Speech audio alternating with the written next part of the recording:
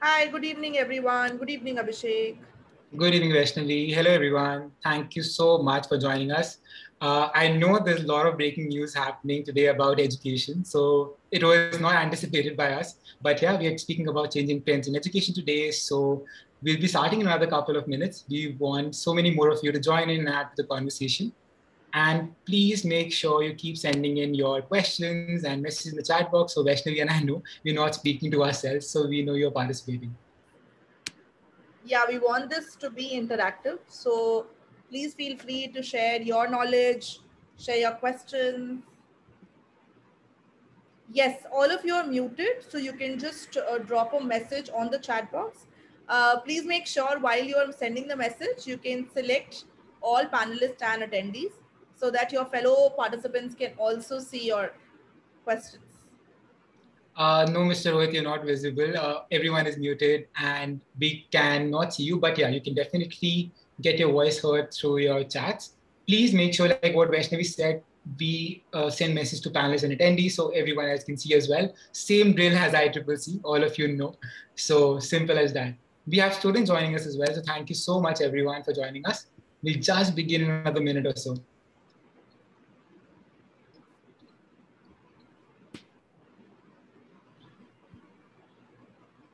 Thank you so much, Raghav. Again, Raghav has just reiterated that please make that change right away. Ms. Priya, we were just speaking about exact same question what you just mentioned, so that's good anticipation. We'll be addressing that as well. In fact, so much has happened since this morning with the meeting happening and the announcement being made, the very major announcement. So of course, there's a lot to talk about for sure. Just to set the context for all of you, we'll be speaking about, of course, how the education trends have changed in India and overseas as well, across the spectrum. Apart from that, of course, this is something we want to talk about as well, how with this announcement, what are the kind of areas that will come up, what are the kind of queries that are going to come up. You won't believe we have already started receiving so many of them. So absolutely looking forward to this interaction. Perfect.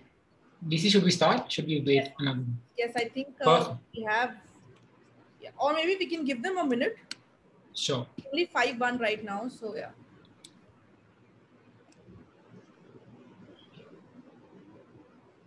So I just want to understand, participants' point of view about the CBSE exam. So do you agree with it? Do you disagree? What do you think can be the alternative option? Feel free to type your, your thoughts. Okay, I'm sure Sakshi is a student. I can tell, I can bet on this for sure. Mehek also agrees. Okay.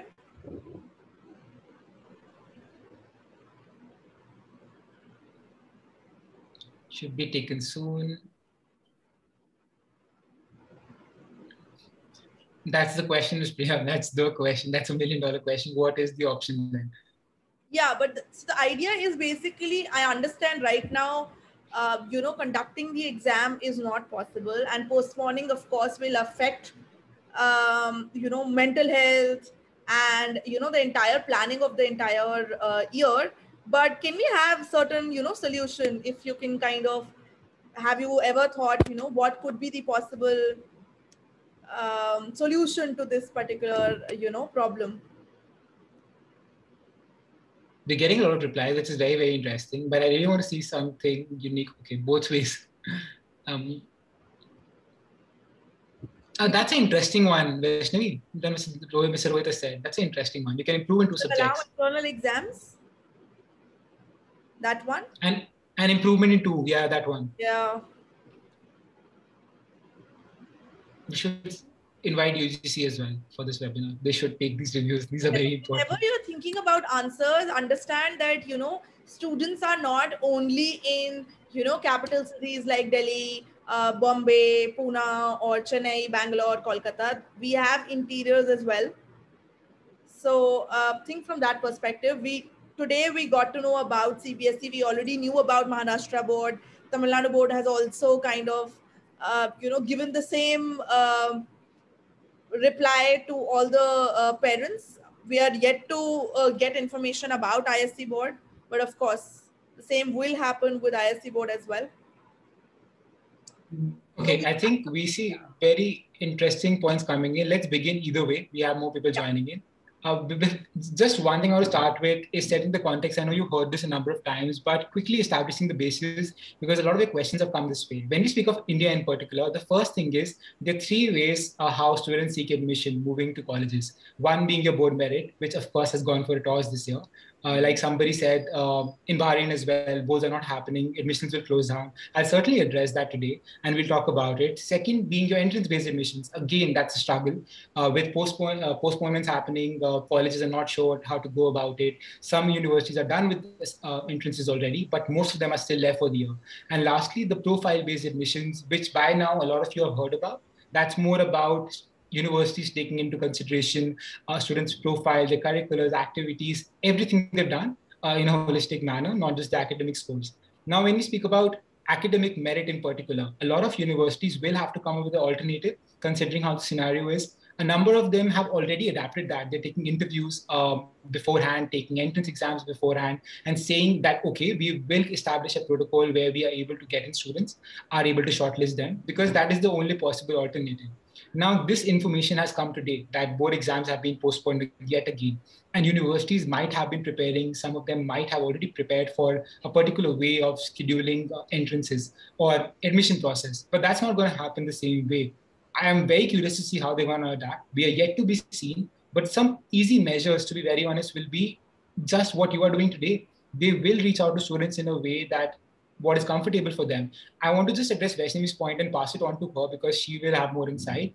A lot of people say, these alternatives are convenient. Why not online? I want to stick to that point and say everybody cannot afford to have examinations online. We are talking about an entire nation and people located in different countries who might not have a computer or desktop and might not be able to govern the examinations. Do we leave them out? What is the possible alternative for them? Second thing being internet access is not available in a number of regions. There is a major problem. If any one of you has ever given a proctored exam online, how can we find a proctor for every kid? Or you were trying to say that one proctor will be sitting and monitoring 5 to 10 different students at a point of time? That is completely pointless, not going to happen. So that these are some of the major concerns. I can talk about it, but that's a whole different conversation. VC, what do you think? So, I have seen how universities have adapted to a different way of, looking at child's performance. Now, for example, if I talk about, a university like a Christ University. Now, what they've done is for few of their courses, they have their own proctored entrance exam. For example, for the law course, they have outsourced Metal as an organization, which conducts proctored exam for all the students, and the exam is as per they've given certain dates, and students have to particularly choose what date they are okay with, and they go ahead and write their exams. For a lot of courses, they have done away with the entrance exam, and what they are looking at is just having a micro presentation and interview. So what they're looking at is submit your class 10th, 11th score. And if you have a predicted score of class 12, then you can submit that. They will give you a particular date wherein you have to kind of do a micro presentation, which is basically your communication skills, your ideas, your creativity, and of course your domain knowledge.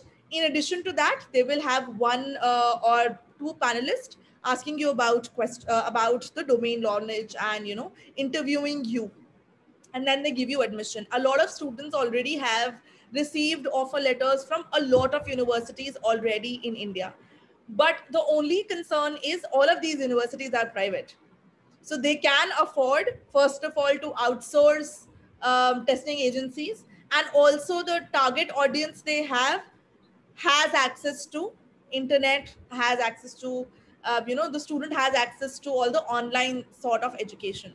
But the question is, what about universities like Delhi University or a Mumbai University, wherein we have different kinds of students coming from different economic strata. Few have access to online education, have access to laptop, and can give online exams, but few do not have access at all. So the question here is, how do we think that universities, specifically central and state universities, how will they adapt? Now, there was this news, I'm sure all of you are aware about this common entrance test being conducted for almost all the central universities, about 40 central universities. It started off with that, and then they proposed one more aspect wherein they mentioned that they will introduce 50% weightage for class 12 marks and 50% of for the entrance exam. Now again, this entire thing is a question mark again for us, because we don't know whether class 12 exam will happen. And it's not only about class 12. What about JE main? We still have about 2 attempts pending. We still have CLAT exam pending. We still have medicine NEET exam. So what do we do with all of those exams is something which is still unclear for most of us. Right. Absolutely, Vaishnavi. That's a completely valid point. I completely agree with you there, and just want to borrow from what you just said and take it further. The major idea still remains the same. Like Mr. Mehta has written, it's a very valid point. We came up with an alternative which was not sustainable. It did not even get implemented. Before it gets implemented, this happens today. So the idea is it wasn't considered in the long run. They did not consult the right people, I would say. And I wouldn't say I'm in a better place to comment on what they've done. And I'm not here to do that. But the idea is a lot of stakeholders should have been included. A lot of parents are concerned. We speak to so many of them on a regular basis. They will never want a child going out and give an exam when there are lack COVID cases happening on a regular basis. So I don't think so. This is viable. That being said, the other alternative is online. Can we actually govern it? A lot of students here I see spoke about online exams. Now the idea is, when are they happening? How often are they happening? And when can they govern them?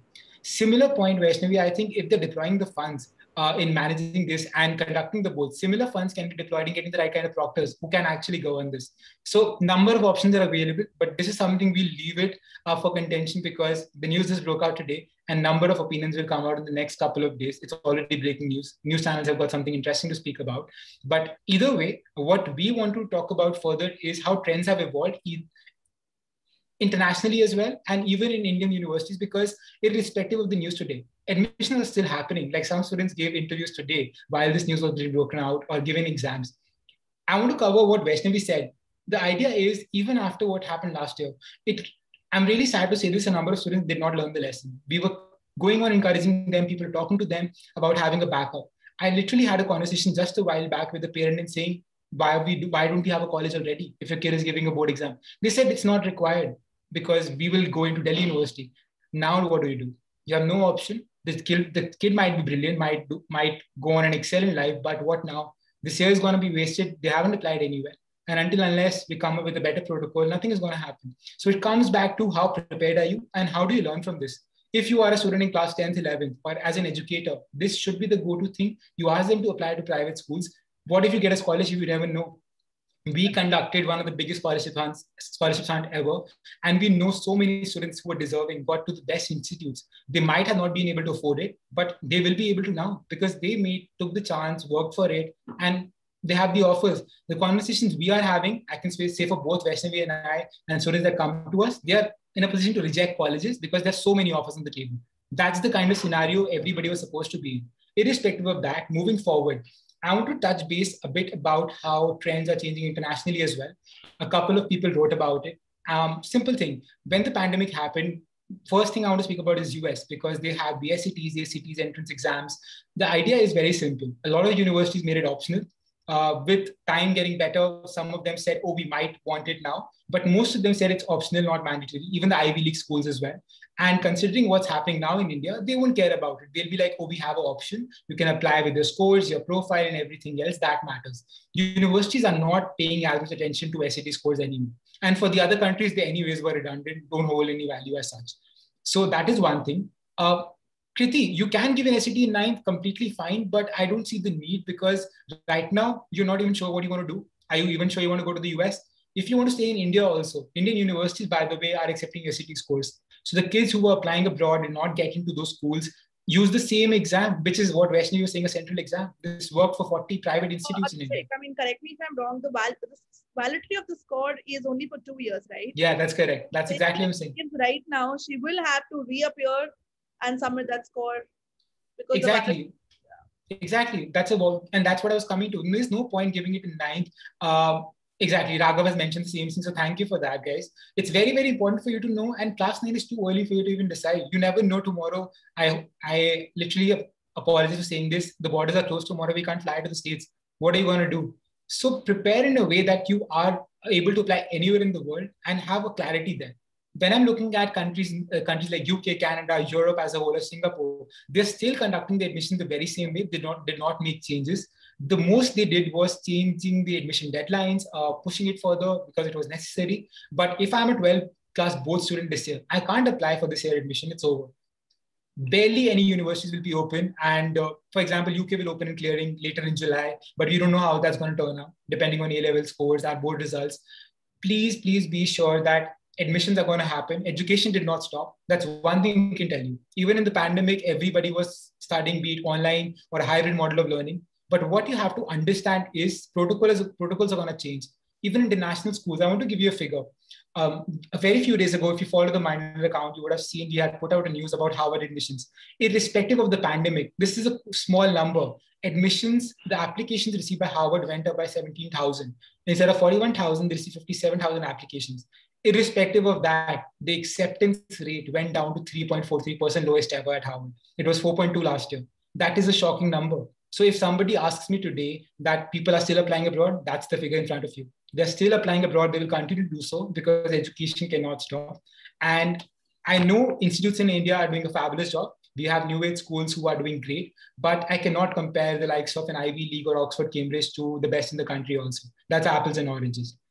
In India, if I'm looking at studying at the top schools, I have to work on everything except not just my academics, because universities are looking at that. Especially when we look at the new age schools, they focus on everything that student is doing, from your debates, dramatics, MUNs, arts, dance, music, sports, every single thing, leadership, volunteering, it's all equally important. Now, before anybody says that everybody cannot afford that, I completely agree with you. But have you gone on to see the websites? Universities like Korea offer scholarship, which are need-based to every possible student they really want in the university. You are not really trying and giving an opportunity because universities are there to help. Very simple example, and I'll pass it on to Vaishnavi then about her take on this. It's a very simple thing. A Sundar Pichai went to IIT Kharagpur, a Stanford, and a Wharton. The universities made a big name out of him. It's not the other way. Now they proudly say, oh, our graduate, our alumni is sitting at the head of Google and Alphabet.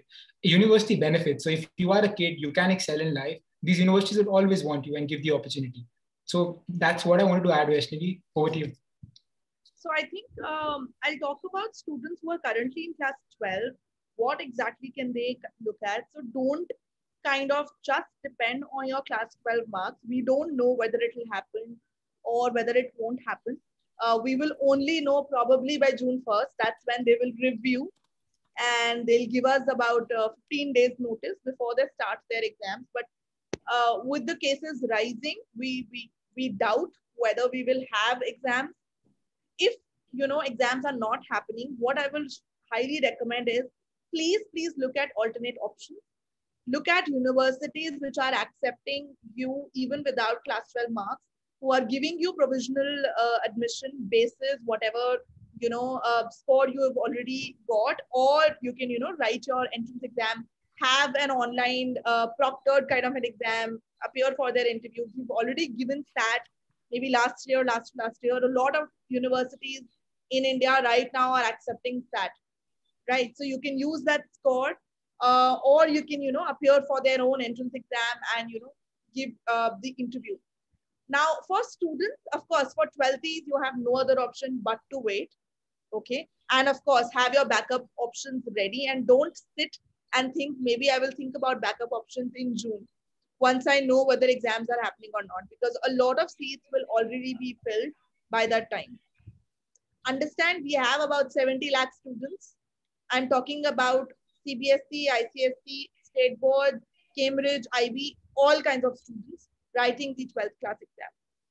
So you know how much competition we have. The sooner you apply, higher chances that you get, and it will be easier for you few months down the line. For students who are currently in class 9th, 10th, and 11th, I saw a lot of questions related to, what if I don't give my board exam? Will that affect my admission in outside universities? Understand one thing, it's not that, you are the only one who's being affected. With you, the entire country is kind of not writing the exam. And with you, students from other countries are also not writing the board exam, right? Or the main exam. So it is not a disadvantage as such, but of course, they will see what you've done till now. Okay. So if till now you haven't done anything, please do start with, as Abhishek was mentioning about your extracurricular, co-curricular, you have everything online these days, right? From having a virtual internship online to your MUNs online to debating, everything is online right now. So make sure you're utilizing your time fruitfully and kind of making your profile and figure out what you want to study, and then kind of figure out what, for that particular university or couple of universities, what all aspects can I work on to get admission.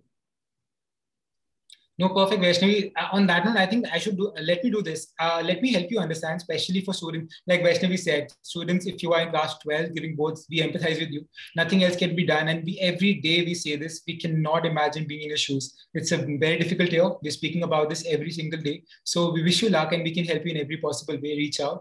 But I want to speak about the fact. What about students in classes 9, 10th graders? Now you're done with your boards. It's a complete different shift. So how do you spend your time now? Class 11 students as well. Let me start with grade 9. What Vaishnavi was speaking about very rightly. Again, first of all, start identifying which are the right interest areas for you, because you literally have the time in the world to figure out your interests, explore different options, and start eliminating the ones you don't like.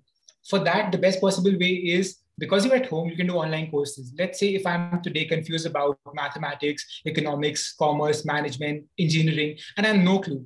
How do I get to know about them? Until unless I try. Speak to people who are in the domain, who are working in the industry, be it a family, peers, anyone you know. Reach out to Mindler. We'll help you out with that. We have professionals from across the spectrum. We'll help you connect with them, our team for that matter. Other than that, you can do virtual internship programs, because virtual internship programs give you a major insight about how a career looks like, what do you like about it. Now, this helps you in two ways. First thing, if you like something, you will be intrigued to know more and explore. If you don't like something, that's still a win, because you can eliminate that option. Irrespective, you get a certification which adds value to you.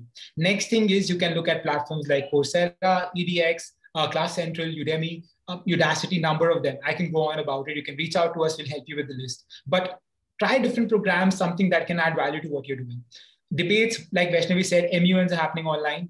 Poetry competitions are happening online. Spelling bees are happening online. Quizzes, Olympiads never stopped. They're still happening. So participate in those. This is very, very important for you to keep yourself engaged. Volunteering. I hear so many excuses that we cannot go out. You don't have to. Nobody asks you to. But number of organizations around the country are looking for young volunteers as you to help out others during the time of need. So please reach out to them. Nobody's going to wake up and give you a call randomly and say, oh, do you want to volunteer? That doesn't happen. You don't know the resources, reach out to us. We'll always help you out. But you have to write and ask someone. Something has to start. Internships.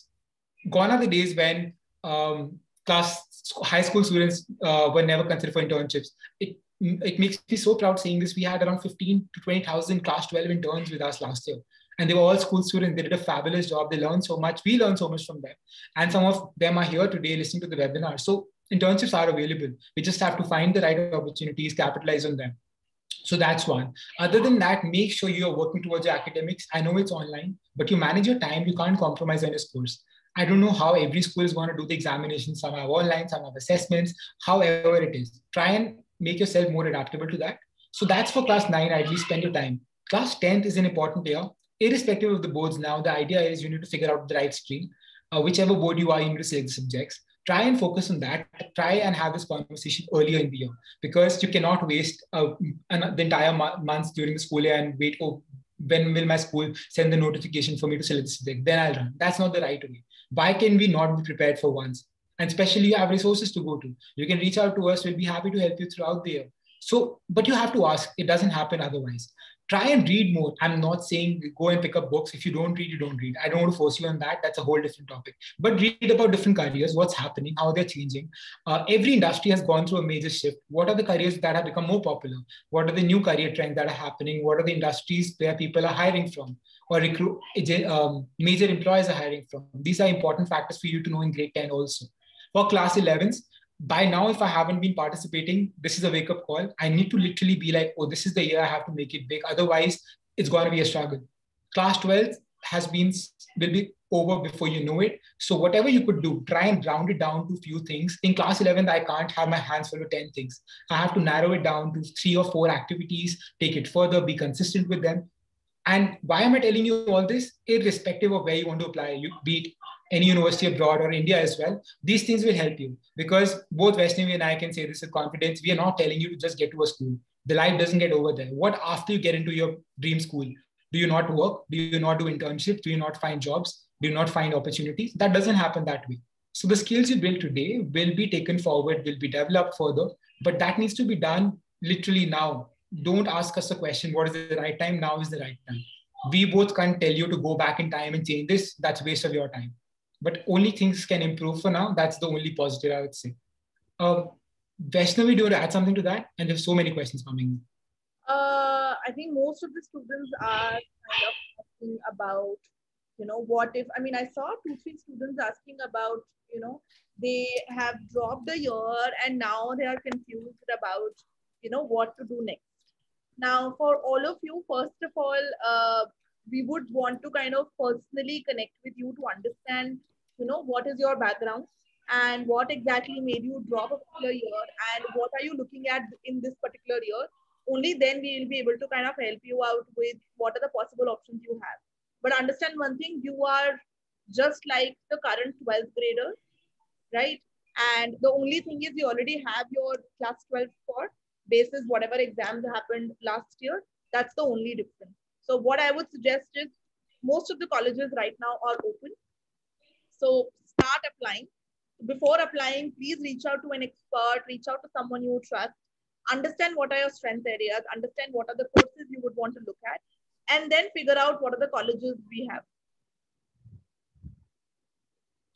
Okay, Mehak, go ahead, Vaishnavi. Go ahead. No, I was about to ask you. So, Abhishek, I read about few blended courses which have come these days. Okay, which have come up, and these are like your first year is online, and then your second and third year is offline. What is your take on such kind of education? Should we suggest students to do something like this if they are keen on applying outside India?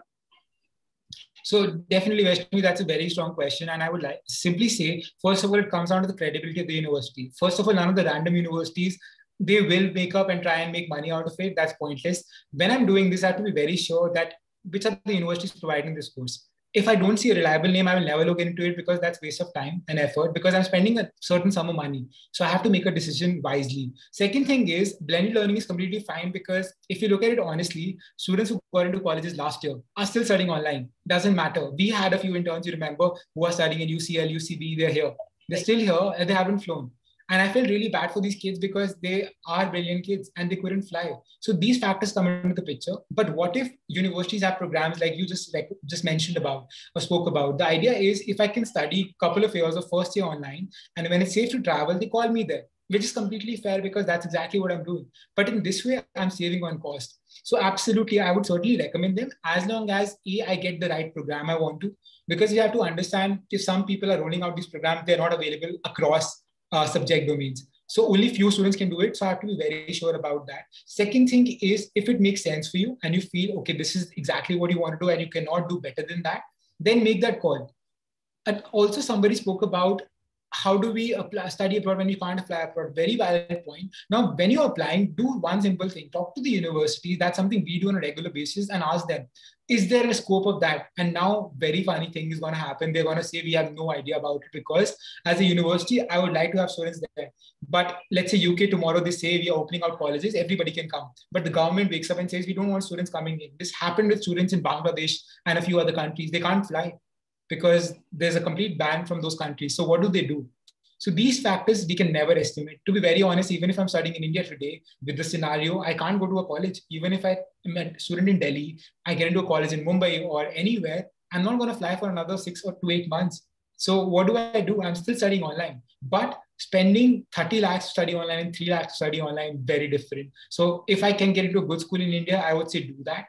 Have a backup ready either way, because tomorrow, the way India is going, if you get into a better school in a country which is safer, like Singapore or some states in Europe, and you feel, okay, my kid is going to be safe, parents will definitely consider that.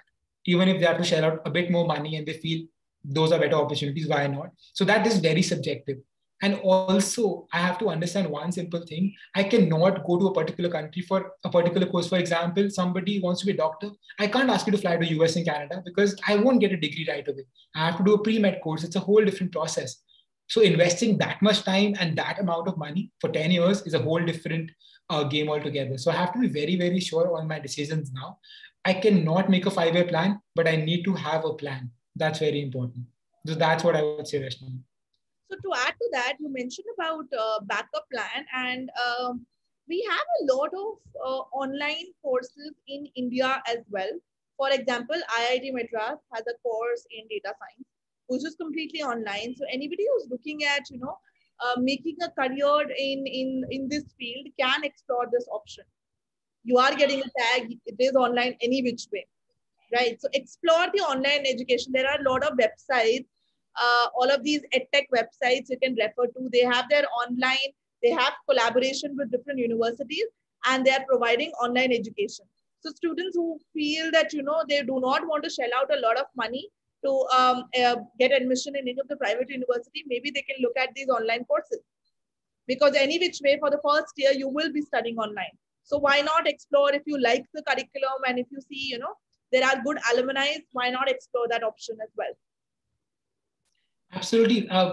Nimisha's question, Nimisha, I want to address it right away because it's completely fine to be not aware, but we work with students in the smallest cities, which I think you would have never heard about as well. So I don't think so that stops someone from being educated or learning, but I understand your concern. You can write to us and we'll be happy to take it forward and help you there. But for anybody who feels that you're not informed, you are now, you at least can try now. You have to ask people. See, nobody comes to you and gives you information. And I'm not going to say that, why didn't you ask before? That's pointless. But can you make a change now? Absolutely, you can, because you've already found the right people. We'll be more than happy to help you.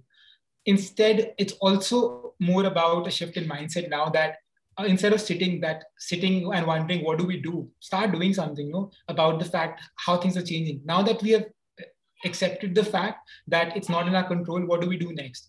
Sakshi, distance education. Now the irony here is I am going to regular college but not going there, so it's anyways distance. But the fun part about this is I'm getting a regular degree. So I would say that makes sense because your degree is going to be, say, a normal degree. It's not a correspondence or distance education course, but it's not an option anymore, is it? So that's very important. Add to that, just one point. It's not only about the degree you get. Okay, it's about the skill set. It's about the skills you learn in whatever you are, at. For example, we had someone who was from, a business economics background, was excellent in data science. Okay, and that was not something he learned during his graduation. He learned after he joined us. So that is one example which he started learning about coding. So it is not that, you have to be from science background, you have to know coding from your college level to kind of apply that. Of course, it is not an easy journey for people who are not from that particular education background, but it is not impossible. So all of these startups want people who are excellent with different diverse skills. So it's about skill set. So don't worry about distance education or, you're not, getting the right exposure. Focus on learning the right skill set, whatever the skill set it could be. As simple as learning Excel. Okay. Whatever job you do, knowing Excel is very, very important. Okay. So students who are currently in, let's say, class 11th or 12th, what exactly can they do right now? They can learn something like this. We have a lot more, depth in PowerPoint presentation.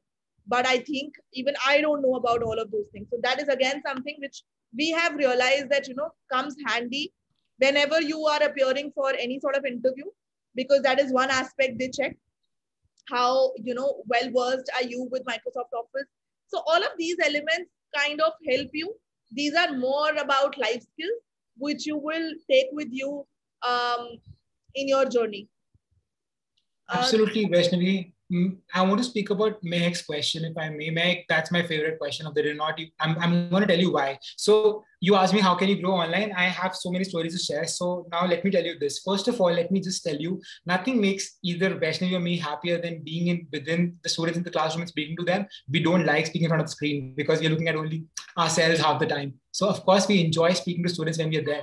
It's not easy. Right now, you're speaking with yourself and you are wondering, oh, how are people reacting to ourselves? There's nothing which can be better practice about your speech and communication. Trust me when I say this. About how do you grow when you're studying online? Very simple answer. I'll share this example. There's this student I'm working with. She got into some of the best schools in India this year. She has played every possible sport you can think of in India. That happens, trust me. She even knows horse riding very well. But when the pandemic happened for students like her, this was the worst possible year. She couldn't go out. You know what she did? She collaborated with the school. She's from a very good school in Pune. She collaborated with the school and told the authorities that, listen, I cannot do this. I am really need to play. So I cannot go out, but how do I help out others? She started making videos of her practicing football skills, hockey at home, or anything that she could do at home. Literally, just dribbling the ball in a room in a limited space. And she started putting those videos up. These videos were shown to students who were in grade 3, 4, 5, younger students.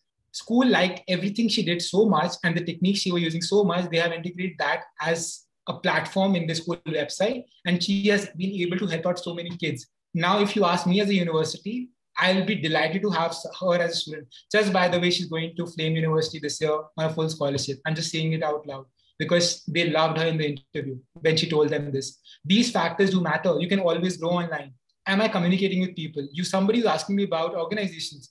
Two of my students in class 11, both these girls have been volunteering to teach for India for the last 6 months, teaching students in class 2, 3, 4, teaching them English, language, basic skills on mathematics, because that's what they've been doing. They take out only 2 hours a week. That's all they've been doing for 6 months. But they had to ask and got the opportunity. We don't even ask. People are asking me websites. Even if you just do a Google search, you'll find so many of them. Trust me. You go on LinkedIn. As parents, you have LinkedIn accounts. Some students might not have LinkedIn accounts. You help them out there. Reach out to people. About things that Vaishnavi is speaking about, I completely resonate with them.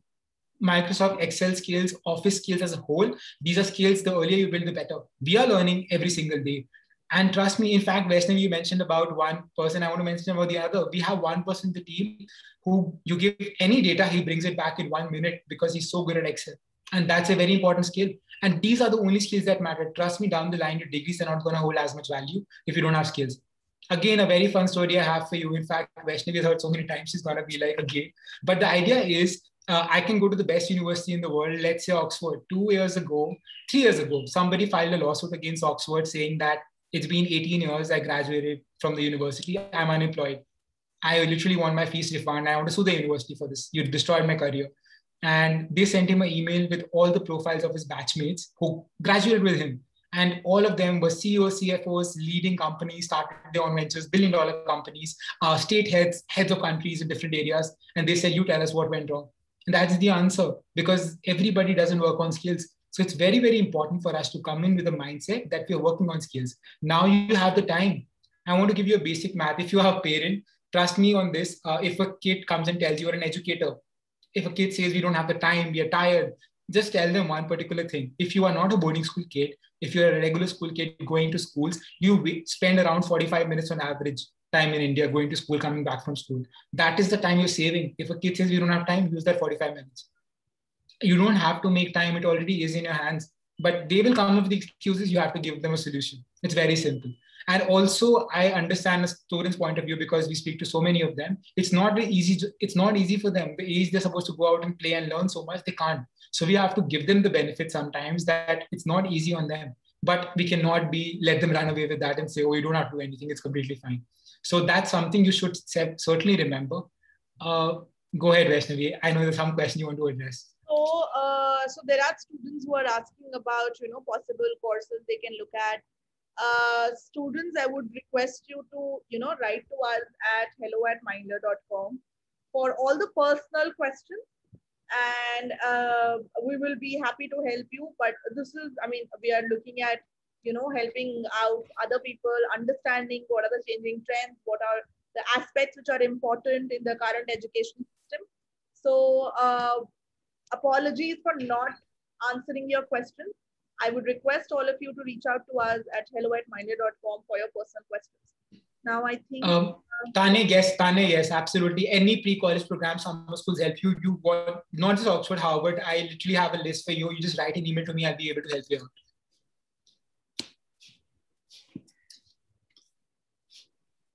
I am just reaching out. Yeah, you've already done that.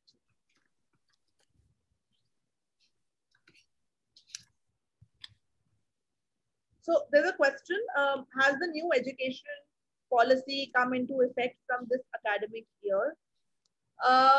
Few aspects, yes. There are few aspects which we still want to understand how to execute that. There will not be major changes as of now, because the focus is right now towards class 12 exams, how to conduct that, and how to conduct different entrance exams. So right now, of course, they have kind of discussed about the education policy, but full-fledgedly it has not been executed as of now.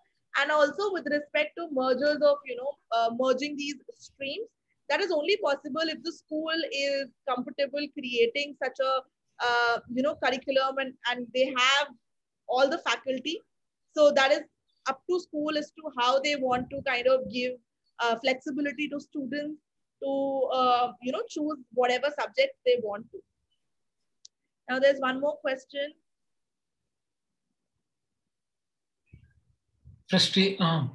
Divyanshi, I completely understand that Just there's a for lot of other frustration. people, I'll just read out the question because she's posted on to the panelists. I request you to please talk about the frustration and anxiety of class 12 students.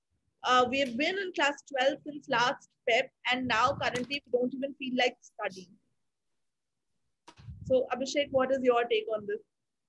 I just have a smile on my face because I completely understand that. That's not different. And to be very honest, now as a student, it might seem there's a lot of frustration, but I want to understand this. Why has this accumulated so much? Because I'm not saying it's your fault or anyone's fault, but the idea is did we plan out a year properly? Because we know how it's going to turn out. So a lot of things have happened.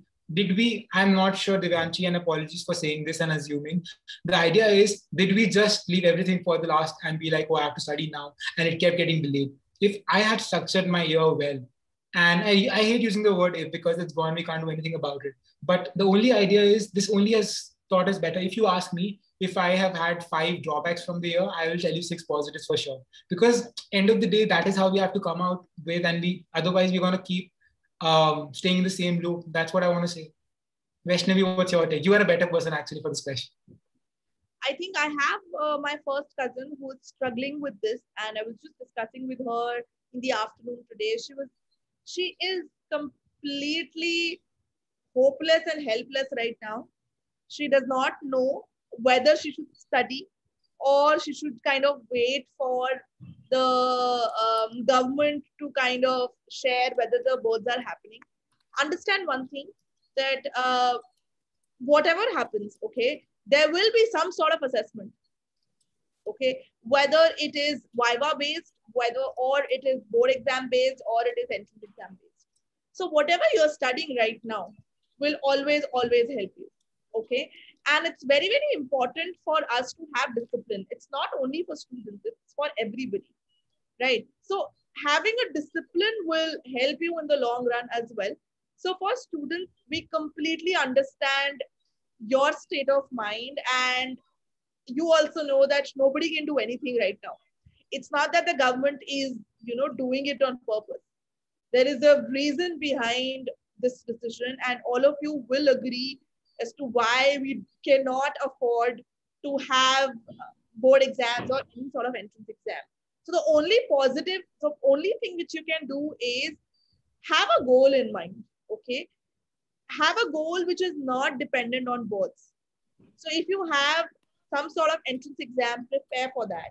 If you have, if you're yet to kind of apply to any university, start applying and prepare for their admission process. Because do not leave your studies in between. Please, even if you spend, let's say, just about 3 hours or 4 hours the entire day on your admission entrance exam or your boards, please do that. Do not let go of your routine, which you have worked hard on. You have kind of spent about a year studying the same thing, studying for your boards, and it's not that they have decided that they will kind of not conduct the board exams. It is a very crucial decision, so they will kind of take some time, and we don't know how things will turn out, but it's very important for all of you to be motivated and figure out what is your long term and short term goal that will help you prepare in the right direction. No, no, absolutely, Vaishnavi. Can you share a list of top universities in US? Uh, Okay, so you can reach out to me, but I'll still tell you quickly. If you're looking at MBS or MBA in finance in the US, of course, starting from Wharton Business School, Chicago Booth, Northwestern Kellogg, Harvard as well. I can still look at Columbia Business School as well, NYU Stern. So these are the best schools, but you can write to me. I've brought my email down. I'll share a complete list with you. Some study tips for 12th exam, Sakshi. First thing is you can actually go to the YouTube channel. There's Parikshit sir and Shipam's webinar on this. But quickly, I would just say you need to focus. You need to have things right. Start revising. I hope you're done with the syllabus by now, because if the postponement wouldn't have happened, you should have ideally been done by the syllabus. So I'm hoping you're done. Practice papers, past 7, 10 years, whatever you want to do. That's the best possible way now, because you're sitting in April end. I don't really think you can go back to the entire syllabus, or if you want to, that's a different thing. But that's what I'll share. It's always something you can do. Yeah. What are the options if student has opted? Okay, just one question, which is personal, which I'll take. Commerce students, I mean, you need to have physics and mathematics. When I say mathematics, I'm talking about the standard math. You need to have these subjects if you want to pursue architecture.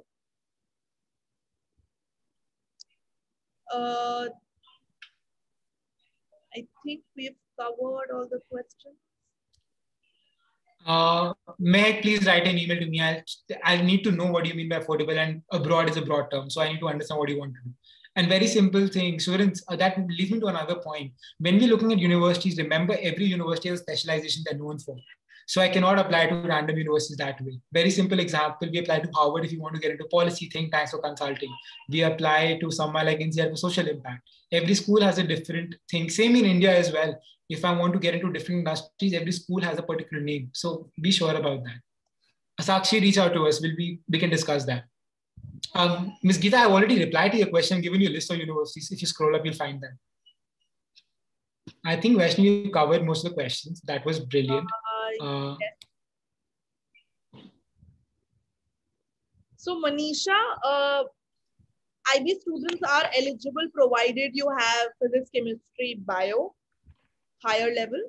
If you have these subjects, you are eligible.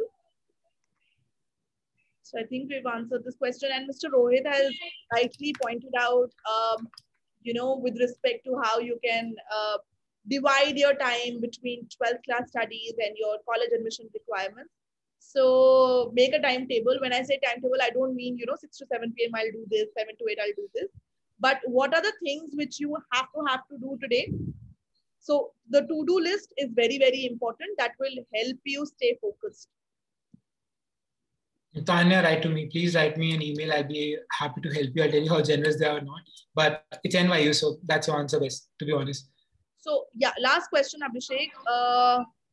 Students who are looking at studying abroad this year, okay, what advice would you give to them, or what is if simple answer? First of all, I'm assuming you've already gotten, because that's why you're considering. Second thing is, if you have gotten and still wondering, I really hope you have backups in India, because considering the pandemic, two things are going to happen. And I hate saying this, but this is the sad reality that universities say, for example, New Zealand and Australia. I'll give you a quick answer. Students who have gone into schools in New Zealand, Australia from India, they're not going this year. Universities have told them you're not going to fly into the country till next June. That's entire 1 year gone. So that basically means you're doing online education. Do you want to spend that money on online education? Yes or no? That's the question. Second thing is, but if a student tells me I don't have backup in India, what do? I can't tell you to drop a year. That doesn't make sense. So have the options ready in front of you. But generally, if countries like Singapore you got into Singapore, some countries in Europe and Canada, these are safer countries, US as well. Some parts are opening up, doing better now. Please try away, because these are good schools. Education is important. Even if they say you come in after 6 months, still take that leap, because end of the day, things are only getting worse here as well. So it's a matter of choice, that where are you better placed? So that's my answer. Perfect. I think we've done with all the questions. Yes. So thank you so much, everyone. That was brilliant. We're so glad you were very interactive and a brilliant audience. We have dropped our emails down. Please write to us. We'll be happy to help all of you. And I don't think there's anything to worry, but it's just about being prepared. That's what we can leave with. So thank you so much, everyone. We'll see you soon. Thank you so much, everyone. Please stay safe. And if you have any questions, please feel free to reach out to us. Thank you so much, Abhishek. Have a great day. Thank you, Vaishnavi. Bye-bye.